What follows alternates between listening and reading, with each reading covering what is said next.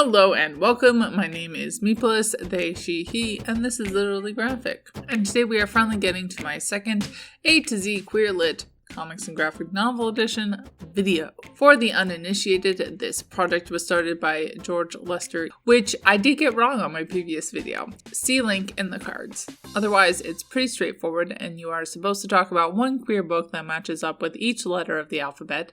It's not as easy as it may sound initially. I have some letters where I could make a dozen more videos easily, and letters I'm scrambling to see anything that could even remotely relate to it. I've actually reviewed all but a couple of these books already, so this will be a pretty light overview sprinkled with my opinions, links in the description to each video. Check them out for content notes and further thoughts. The only exceptions were a couple of very short books that were fun and cool but didn't seem to have enough material for their own video. So my opinion on them is very limited edition and never before seen. And before we kick things off, just a reminder that for me, a 3 out of 5 stars is a respectable rating. Okay, here we go.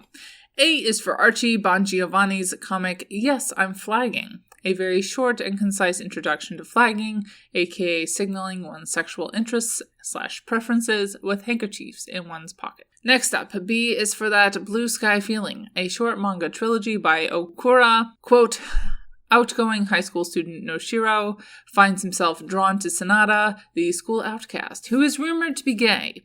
Rather than deter Noshiro, the rumor makes him even more determined to get close to Sanada, setting in motion a bittersweet tale of first love. End quote. Very sweet coming of age through self-discovery. I reviewed this series last year and rated it a very wholesome 3 out of 5 stars. C is for Ask Me About Polyamory, The Best of Kimchi Cuddles by Tikva Wolf. Number 2 of 4 reviews. This book collects the highlights of the webcomic Kimchi Cuddles, organized around different questions and misunderstandings and one-on-one advice around loving more than one person at once.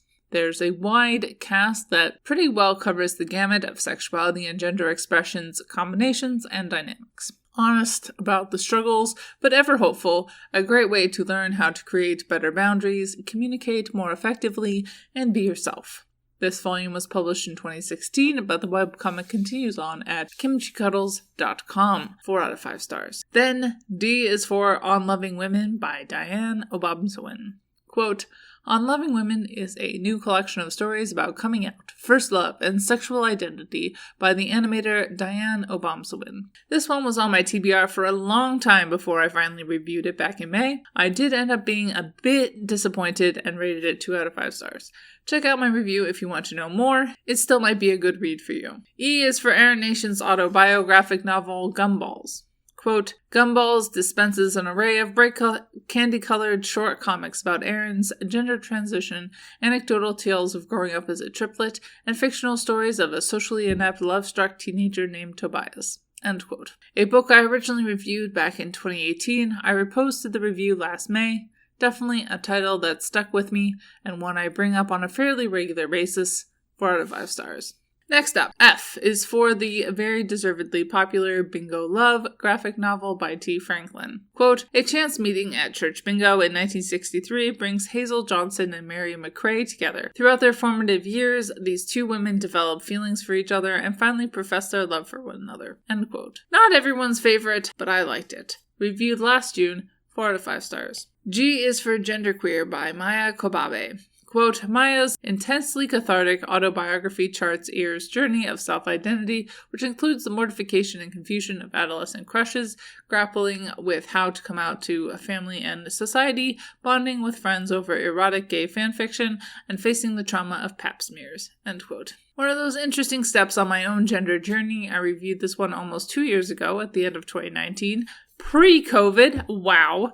5 out of 5 stars. Update note, this one has been getting a lot of thumbs down recently by transphobes that heard it was banned in a couple school districts down south. So go show your support if you feel up to it. Then there's H, which stands for Kiku Hughes YA graphic novel Displacement. Quote, Kiku is on vacation in San Francisco when suddenly she finds herself displaced to the 1940s Japanese-American internment camp that her late grandmother, Ernestina, was forcibly relocated to during World War II. End quote. When I read and reviewed this back in April, it felt like I hadn't read any time travel stories in a while, and I thought this book did it really well. Even for those of you who don't usually read time travel stuff, Hughes is using it to comment on parts of her family's history she will never know. Also, effortless historic queerness, 5 out of 5 stars. I is for the first manga in the I Hear the Sunspot series by Yuki Fumino. Quote, because of a hearing disability, Kohai is often misunderstood and has troubles integrating into life on campus. So he learns to keep his distance. That is, until he meets the outspoken and cheerful Taichi. End quote. Dipping my toe into yaoi, I finally got around to doing an initial thoughts video in April. 3 out of 5 stars. Will definitely be reading further. Next up, J is for Gem and the Holograms by Kelly Thompson and Sophie Campbell. Follow Kimber, Aja, Shauna, Rio, and company as they try and take their band to the top. A reread and re-review I put together back in April. I'm really not the target demographic and found the plot to be a bit thin, but I still really like the art and the variety of bodies is beautiful. 3 out of 5 stars. K is for Kate Ley's graphic novel Snapdragon. Quote, Snap's town had a witch. At least that's how the rumor goes. But in reality, Jack is just a crock-swearing, internet-savvy old lady who sells roadkill skeletons online. It's creepy, sure, but Snaps thinks it's kind of cool too. End quote. An instant favorite, a rural fantasy about coming of age and found family. I also appreciated the positive depiction of a working-class single mom. 5 out of 5 stars. Then L is for Laura Dean Keeps Breaking Up With Me, an award-winning graphic novel from Mariko Tamaki and Rosemary Valero O'Connell. Quote, the day they got together was the best one of Freddie's life, but nothing's made sense since. Laura Dean is popular, funny, and so cute, but she can be really thoughtless, even mean. Their on-again, off-again relationship has Freddie's head spinning, and Freddie's friends can't understand why she keeps going back. End quote. It only came out in 2019, but it certainly felt like it was on my TBR for much longer. I only got around to reading this much-hyped title last September. Not my favorite, but a very respectable 3 out of 5 stars. M is for Midnighter and Apollo by Steve Orlando. Fernando Blanco et al. Quote, from their days as founding members of the Authority, the heroes Midnighter and Apollo have been forever linked, both professionally and romantically. End quote. If I recall correctly, this was one of the first times that this ship was officially recognized on page. I actually read this book all the way back in 2018, a good introduction to the characters with a nice journey beyond life and death. 3 out of 5 stars. Then, N is for Nimona by Noelle Stevenson. Originally a webcomic and now almost an animated series. Quote, Nemesis, dragons, science, symbolism. All these and more await in the brilliant, subversive, sharply irreverent epic from Noelle Stevenson. Featuring an exclusive epilogue not seen in the webcomic, along with the bonus conceptual sketches and revised pages throughout. This gorgeous, full-color graphic novel is perfect for the legions of fans of the webcomic and is sure to win Noelle many new ones. End quote. A fun romp that does gender very well, in my humble opinion. My most recent return and re-review happened in May, 5 out of 5 stars. O is for On a Sunbeam by Tillie Walden. Someone I plan on touching on at least once every A to Z of Queer Lit video. Quote, throughout the deepest reaches of space, a crew rebuilds beautiful and broken down structures, painstakingly putting the past together. As new member Maia gets to know her team, the story flashes back to her pivotal year in boarding school, where she fell in love with a mysterious new student. Soon, though, Maia reveals her true purpose for joining their ship, to track down her long-lost love. End quote. A bit hard to follow, but beautiful and interesting. I ended up rating this one 3 out of 5 stars for now in August. Next up, P is for Pervert by Remy Boydell and Michelle Perez. Quote, a surprisingly honest and touching account of a trans girl surviving through sex work in Seattle. End quote. An anthropomorphized comic that explores working-class trans life. A good representation of unlikable characters, in my humble opinion. One of the more mature titles I've covered in this video. I reviewed it in July. Love the color scheme and rated it 3 out of 5 stars. Q is for A Quick and Easy Guide to Sex and Disability by A. Andrews, the third exclusive review to this video. I reviewed other books in this quick and easy series from my last A to Z video, link in the cards. Each volume is short and very concise and tackles a topic that you quite possibly haven't given much thought to. I'll also be touching on this book for my anti-ableism reading project.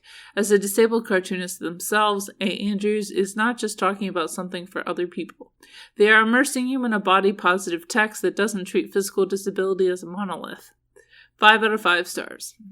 Then we have R, which is for We're Still Here, an all-trans comic anthology which includes several contributors including Rennie Triangle, Ryan Rose, Akio, Robbie Ritchie, Robin Bilodeau, and Evelyn Rickey, among others. A Kickstarted anthology I was so grateful my library purchased, a pretty diverse selection of stories. I was never bored and would highly recommend.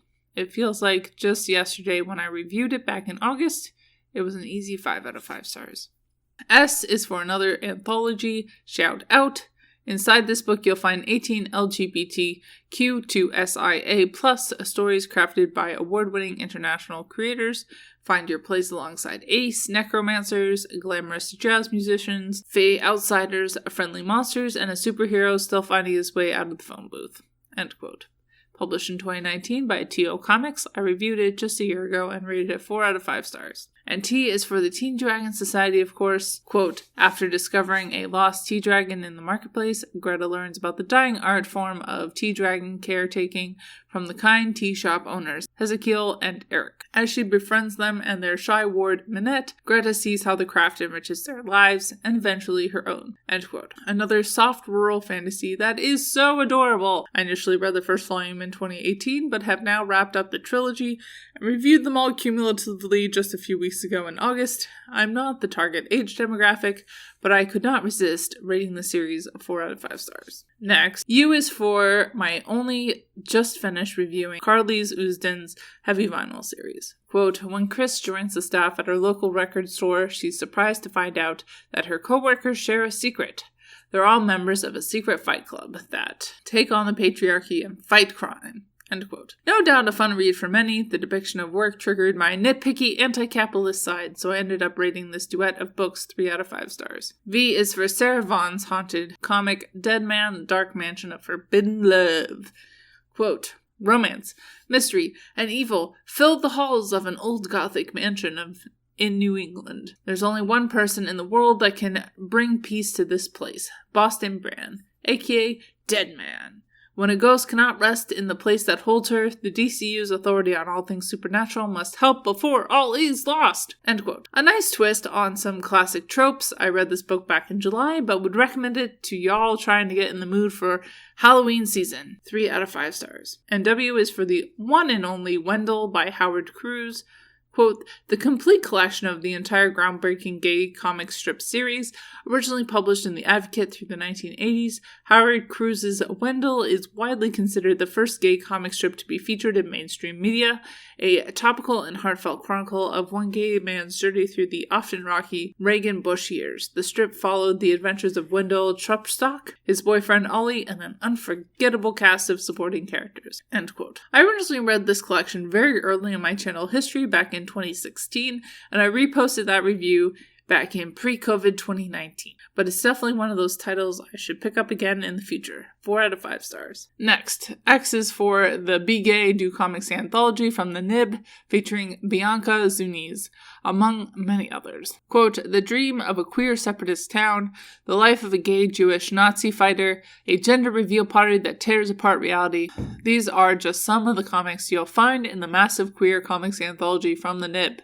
End quote. I've apparently been all about the anthologies this time around. I read and reviewed this only back in June and rated it 4 out of 5 stars. Wrapping things up, Y is for You Brought Me the Ocean by Alex Sanchez, art by Jewel Moreau of Blue is the Warmest Color fame. Quote, Jake Hyde doesn't swim, not since his father drowned. Luckily, he lives in Truth and Consequences, New Mexico, which is in the middle of the desert. Yet he yearns for the ocean and is determined to leave his hometown for a college on the coast. But his best friend, Maria, wants nothing more than to make a home in the desert, and Jake's mother encourages him to always play it safe. End quote. Certainly not my least favorite YA title from DC, it was still a miss for me. I reviewed this title in June and rated it 2 out of 5 stars. And last but not least, we have Zaven Rose's webcomic webcomic Lunchbox. I added it to my TBR in late 2019 when I thought I was going to do a 4th video every week highlighting webcomics. 3 proved tough enough, and the comic has been discontinued in 2019. But it is a very cute queer relationship story.